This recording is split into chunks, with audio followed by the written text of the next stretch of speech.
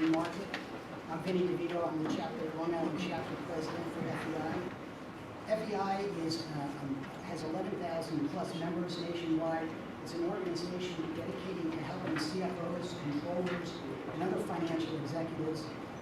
FEI provides many benefits, including hosting world-class conferences, influencing policy at the highest levels like the SEC, the FASB, and the PCAOB, providing electronically available research, providing online education and CPE credits, publishing the award-winning Financial Executives magazine, providing the Career Center, and we have a separate one that we run out of Long Island as well, providing discounts on cars, hotels, etc. The Long Island chapter hosts 3 events each month. One is large educational events such as this one with compelling speakers and panel discussions, networking opportunities, and it's open to both members and non-members. The next such event will be Wednesday, February 18th on strategic planning. That will be held at the Variety Child Learning Center in Syosset. The one after that will be on April 22nd. It's our educational night at Fox Halloween in Woodbury. We also host a CFO roundtable. Those are usually the second Tuesday of each month. Next meeting will be February 10th. These are held at the offices of Abrams Fensterman and Lake Success. This roundtable is limited to fellow financial executives. It is no pitches, no presentations, just your peers kind of event. The advice you get in this setting is fundamentally different. It's unbiased and reflects the experience of seasoned CFOs and corporate counsel. Examples of successes that come from these roundtable discussions include a member who has helped in selling his company and negotiating the CFO position for himself with the acquiring company. Another member received an idea that led to financing where he had previously been turned down by over 20 lenders.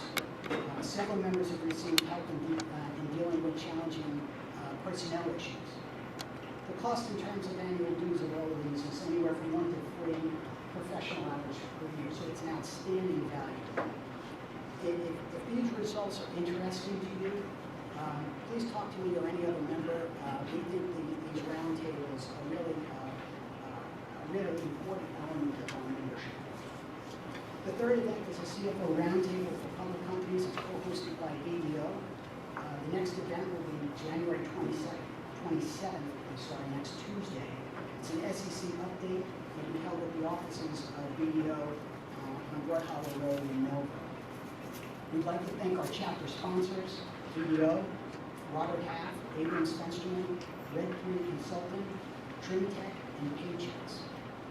Now I'd like to introduce the moderator for this panel, Neil Kaufman. All of you know Neil.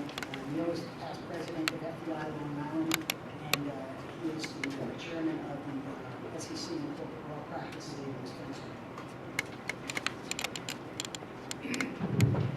Thank you, Vinny. Really excited this morning to have a great group of panelists to discuss the mergers and acquisitions market. Let me start by introducing the panelists. To my immediate right is Gary Kane. Gary is the founder and managing partner of Januray Strategies, a mergers and acquisitions firm providing strategic advisory services on business sales and divestitures and business acquisitions to the lower middle market. Gary has extensive experience both on Wall Street and on Main Street in various roles such as equity research, corporate development, business development, consulting, and corporate financial planning and analysis. To Gary's right is Warren Feder. Warren is the co-founder of the investment banking group at Cohen Marks Advisors. He has more than 30 years of experience directing and advising on corporate mergers, acquisitions, restructurings, leveraged buyouts, sourcing of capital, and investing. As a former owner and operator of a family business, Warren brings unique insight and perspective to owners of privately held businesses with regard to helping assess their strategic options. To Warren's right is John Simons. John has spent 30 years as a banker to small and mid-sized businesses and families that own them. He was formerly an executive vice president for Bank of America in the Regional Commercial Services Group, responsible for small business, middle market, and corporate banking in New York City, Long Island, New Jersey, and the Hudson Valley area. And he's a founder and is now a partner at Corporate View Advisors. So guys, been an interesting market the last couple of years. I'd like to start by maybe asking each of you to just describe a little bit more about your firm and what you've been doing recently and what kind of deals you bring the most value to. We'll start with John. Sure. So Corporate Fuels is an advisory business based in New York City. We have 15 people. We're very much focused on the market that I would describe as the 10 to $100 million size business.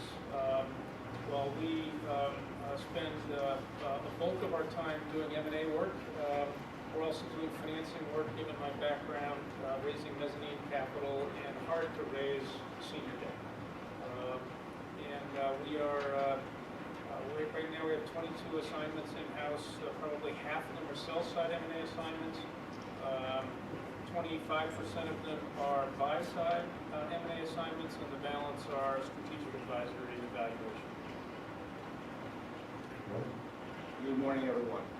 Karl Marx is a 90-year-old merchant bank, founded in 1925.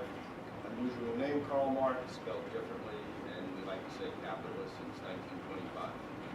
We manage about $1 billion worth of capital in a hedge fund and 2 private equity funds, and we also have an advisory group that does consulting and an investment banking group, which I co-founded 15 years ago.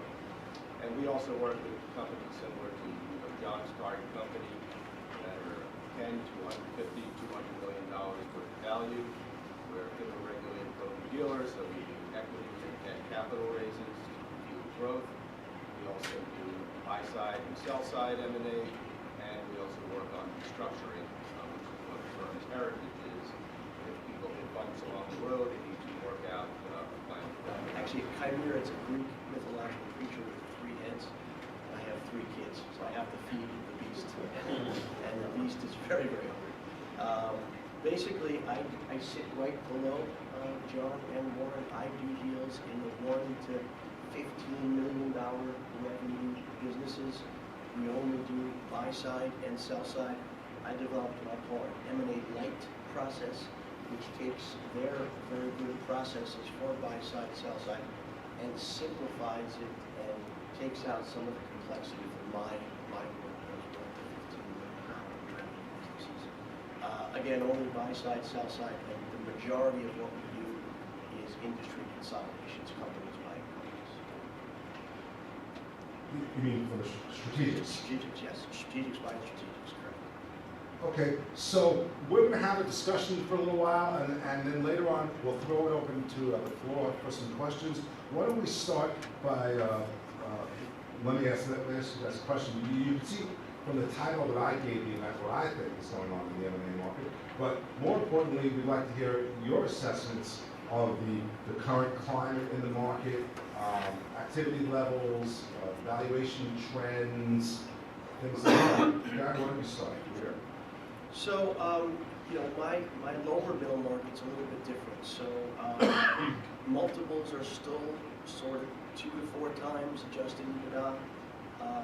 If I'm lucky, I get to 4 times. I don't see the valuation of the multiples really expanding yet. What kind of businesses are those that we're talking about? Sure. For example, last year I sold a snow removal business to a property management company. It was a $3.5 million transaction, 3 times revenue. Looking at e-commerce. 3 times revenue? I'm sorry, 3 times just EBITDA. Sorry about that. Just EBITDA. A e-commerce company, 4 million revenue, 3 years old, trying to get about 3.5 times EBITDA, adjusted EBITDA. That's where I see sort of 2 to 4 times. I haven't seen a lot of expansion yet. I am seeing a lot of opportunity on the sell side, given this baby boomer trend. However, I think the education process in my world, price, terms, how long the process takes, still has not been really developed out there yet. And sellers think that 2 times revenue, 5 times revenue, 1 times revenue, 80% in cash are the reality, when in fact, in my world, they're absolutely not. Okay, Warren, what do you see in your part of the market? Well, I think this is a aptly titled panel. definitely a red-hot M&A market. It's a confluence of events. I think, as Gary said, baby boomers are aging.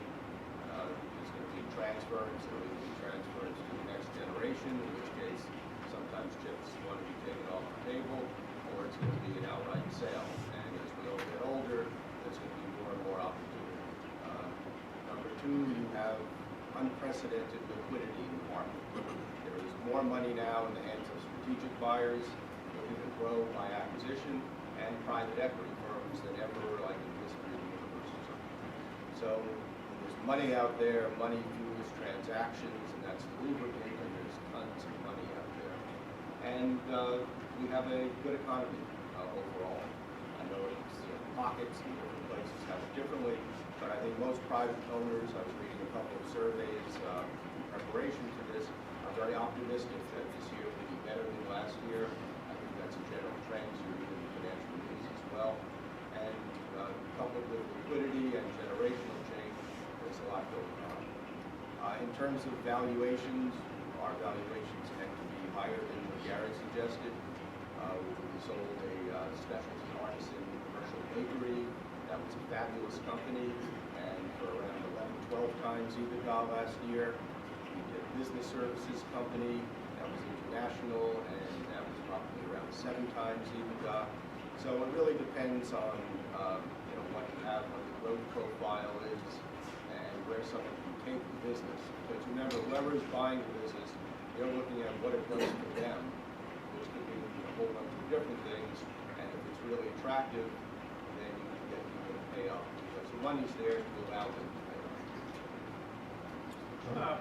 Our business is very similar to Warren's, so I'm not sure I can add much to that, except that keep in mind that most buyers and sellers consider risk. The risk of continuing to own a business, and for a buyer, the risk of buying a business and what that business might do through the transition. In an environment like today, where the economy is good and a sense that the economy will continue to be good for the next 2 years, frankly lowers the transition risks for buyers. So that's accelerated the activity, and oftentimes businesses that we find ourselves associated with, and I'm sure you see yourselves associated with, have natural risks, concentrations of business with certain clients, concentrations of management expertise with certain individuals. Some of those risks get moderated some in a good economic climate. So that's another reason that we see activity continuing to pick up, is that those risks are moderated. So just on the multiples, so yeah, absolutely, buying multiples are lower, and we're really lower for 2 reasons. The risks are higher because there are more seller dominated, and the liquidity is less. There are less buyers, there are less people willing to take on a smaller business. So let's talk about that. We've had a little bit of we've touched a little bit on the availability of financing and how that's been lubricating the marketplace. Do you find a significant difference between the availability of capital to finance larger deals versus smaller deals? Is that one of the reasons why we have a significant spread in the experiences you guys are noting? I would say absolutely yes. In my world, there is no mezz debt. There really is no unit tranches. It's whatever you can get from a bank. It's a seller's note. It really acts as the bank. And usually a third of the deal is a performance-based component, because there are really no lenders in the $1 to $5 million transaction space. There are banks, but they're very conservative, and they don't look at the combined entity. Usually they look at the old entity and maybe what it can do together. That's why we have seller's notes, and that's why we have performance-based to get to the right price. So, Joe, what's going on with the banks nowadays? Banks are desperate for revenue, just desperate for revenue. Their deposit business is become a drag for them, and many of the banks are hiring as many commercial bankers as they can, because if they can employ the capital in the commercial lending market, it's got a good spread to it, generally. So LIBOR plus a few basis points is like a good business then, Well, compared to buying treasuries, yes. right? So, And how is that fueling, well, how would you assess the availability of capital in the current market compared to, say, pre-2008? Are we approaching those levels again? Are we getting frothy? And how big a component of the current significant demand in the M&A marketplace is that providing?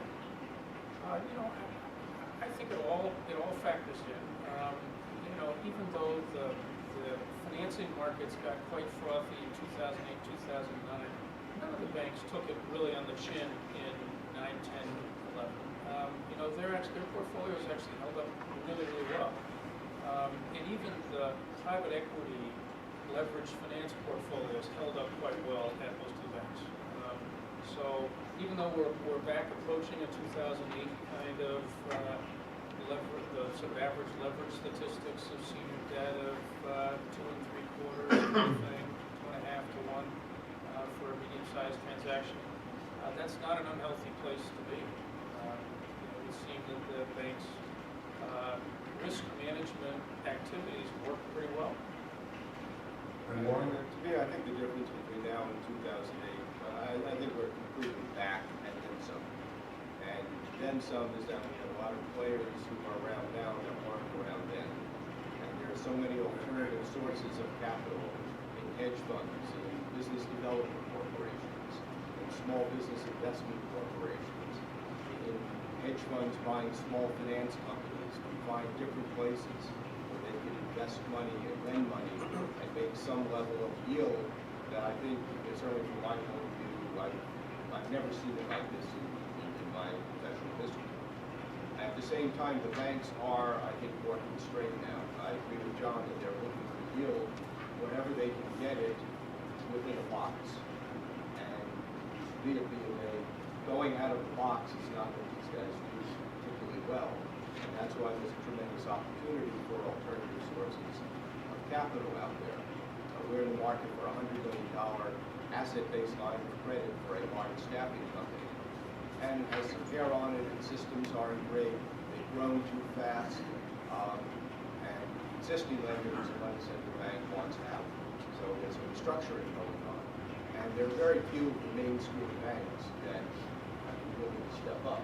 On the other hand, there are alternative lenders in terms of hedge funds, in terms of specialty finance companies that are out there very interested at a higher price.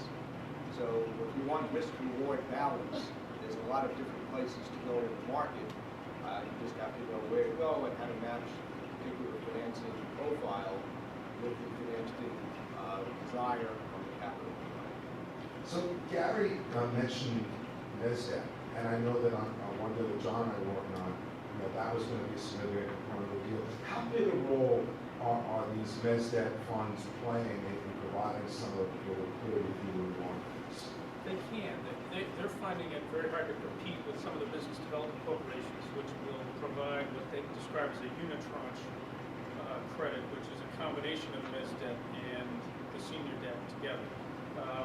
But the mezz debt market is a relatively stable one. There are 15 or so SBICs that play at the low end mezz market east of the Mississippi, and they have a very sort of traditional role. They serve the 2.5 to 3.5 times EBITDA jump in leverage.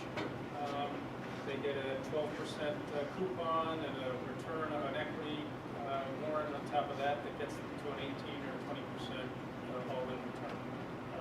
But it's very patient capital and it's very helpful. Sometimes it's nice to have a lender like that rather than a senior lender who's got both the senior debt and a mezz type payment. The mezz debt player tends to act like an equity holder in times of trouble. A BDC tends to act like a senior debt holder when things are in trouble. Different sort of characters. I just want to add to that, and what I'm trying to do is differentiate over to the middle, because they're very, very different businesses. SBIC, I think, is a misnomer. Check size is $3 to $5 million. That to me is not a small business, but be that as may, that is what it is. So in my world, there are no SBICs or BDICs or things like that. So the seller, unfortunately, is the best lender.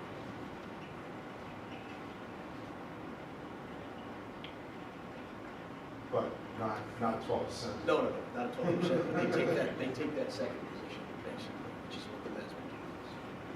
Okay. And as we talked about it yesterday, it was a big deal. I had lunch this randomly with somebody yesterday who introduced this person. And he's starting a fund to buy seller notes. So to me, this shows just another example. He's raising $500 million, he has backing, and his goal is to provide liquidity to the $1 billion, $5 billion notes that sellers will take back. Now, if it's contingent on earnouts and whatever, then that's not going to be a piece of paper that he's going to want to finance. But if it's a straight seller note, his goal is to buy that at a 15%, 20% discount. And so we can make a better yield than whatever the coupon is, and then provide liquidity. And just another example of where people are looking for niches to put out money and make yield in a yield-hungry market.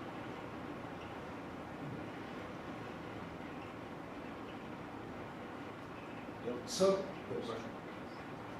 right there. Do you see some risk, do you see it playing out where, there's some element of disintermediation that happens because between regulations and alternate sources of funding, it seems like more and more funding is coming from outside traditional companies. At some point, you would think that there'd be some, the regulators would jump in and try to rein that in a little bit or try to have some control over it. I mean, where do you see that going? So the question is, you couldn't hear in the back, is there's disintermediation going on with lenders, non-bank lenders, lending into the commercial market, and what impact does it have? Will regulators rein it in? The banks aren't being loved by the regulators these days, so I don't see, until a crisis occurs, I don't think we're going to see much of a change in it. That's going to continue to evolve. Unfortunately, post-regulated, so it blows up, which I would assume it will at some point based on history. That's when you see the regulation. It's post, unfortunately, not pre. Well, what we're seeing is banks want to be investment bankers, and they want to arrange loans as opposed to make loans. So on this $100 million financing that we're looking at for a public company, we have nice term sheets for banks where they would do best efforts as lead arranger to put together a deal. Very different from what I would have expected, that they would basically underwrite the deal, for commitment underwriting, to provide the money at a decent spread. And they're very geared into the fee income, and they're very worried about regulation and being criticized. So if a loan is criticized, then they have to allocate more capital against it, and the whole P&L effect of the loan is very different. So that's why one after the other, KKR, Apollo, Fifth Street, all these guys, $5 billion, $10 billion, private equity funds now have lending arms. They all have different buckets for putting out money. Ares bought a company called Celtic Financial that basically did small ABLs. And Celtic would do $1 to $10 million, $1 to $5 million asset-based loans. Ares is multi-billion-dollar, multi-fund hedge fund. They want to get into that. And another fund, Januray, bought a company called Veritas in Florida. Veritas had a $50 million book of loans spread out over 14 loans. So the average loan was $3 million. You get a multi-billion-dollar fund, bought them to find ways to put out yield. Garrison Investments and other people, bought a healthcare receivable lender. So here you have these, large hedge funds out there looking for yield wherever they can find it, and investing in what I would think is stuff that would be way beneath what they'd be interested in, because they can't get into places to yield.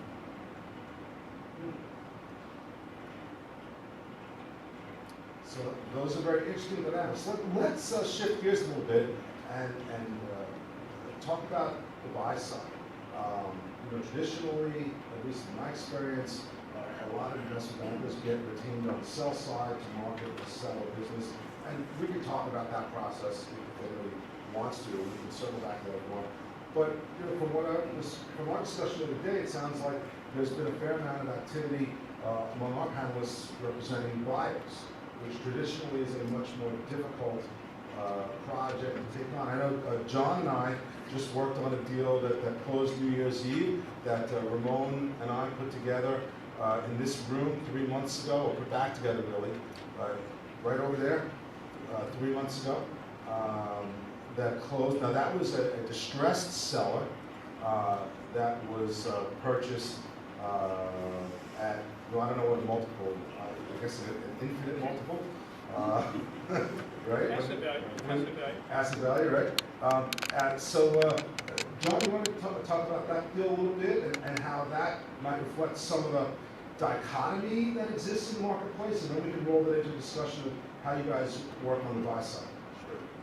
So in that case, a healthy direct mail business buying one that struggled, and in that case also the buyer had another strategic interest in that they had a lease coming up for renewal in New York City, and were facing a much higher operating cost in renewal of lease. So the combination of the two represented a relocation for the buyer to the seller's location, which had tremendous cost savings associated with it. And in a business like that, there tends to be great concentration risks with individual clients.